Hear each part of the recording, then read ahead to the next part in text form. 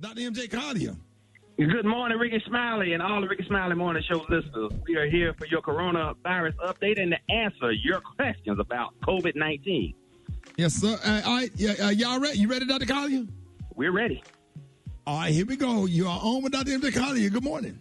I was hearing that there's a such thing as good bacteria and bad bacteria, and I wanted to know, is over excessively washing your hands with antibacterial soap killing the good bacteria?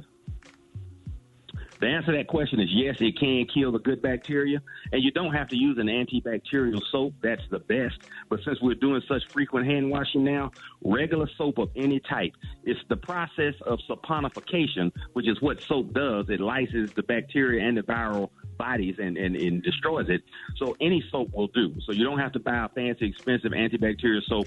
Any soap will do. But the answer to the question is yes, it does and is harming the normal bacteria flora that's on our body, the good bacteria. So we have to be careful and conscientious about that and take some probiotics. Put the good bacteria back in your body.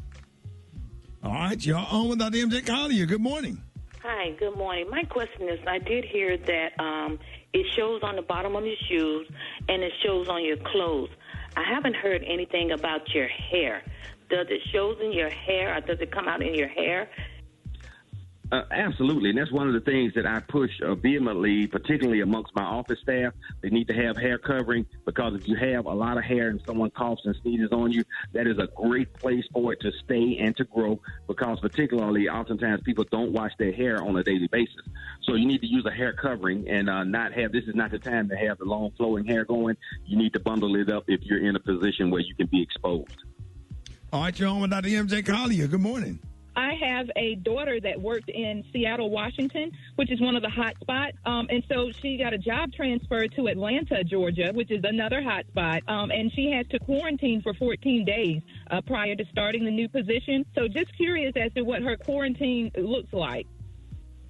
Okay, and that's self-quarantining and not being exposed to any other individuals. It's the same stay-at-home, stay safe, stay healthy that's being recommended for everyone. And it's thought that if she happened to have brought the Seattle version of the coronavirus to Atlanta, that after 14 days she would not be capable of spreading it. So congratulations on her moving to Atlanta where it doesn't rain every day like Seattle, and we hope she stays healthy for the next 14 days. You're on with Dr. MJ Collier. Good morning. Yes, I want to know how bad is the risk with smoking cigarettes and marijuana? How does that affect the risk when you catch the virus?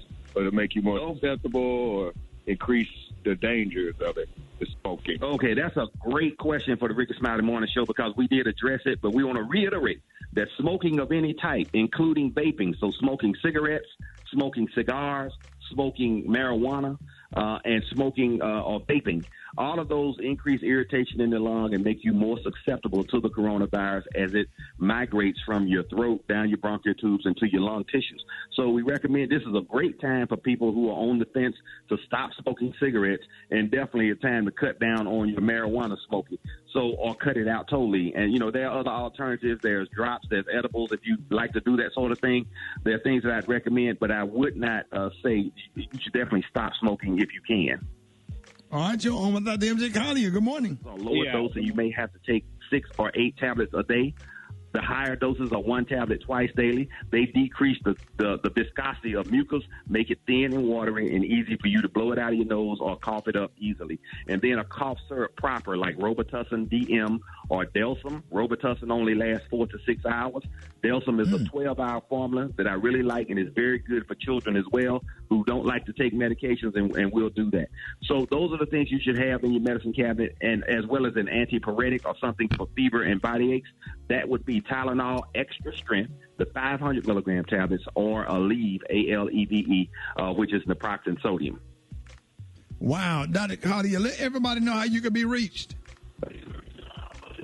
Ask Dr. MJ and go to my website, lipodrops.com. We have a COVID dedicated page that has all of this information on there for you, so you don't have to worry about remembering it or writing it down. It's right there for you. And of course, most of the people on the morning show are reposting all this information. So any of the social media sites for any of the morning show cast, including Rickey Smiley. Dr. Collier, thank you so much, man, for everything that you do. You know we love you. We appreciate you. and First Lady Dolores.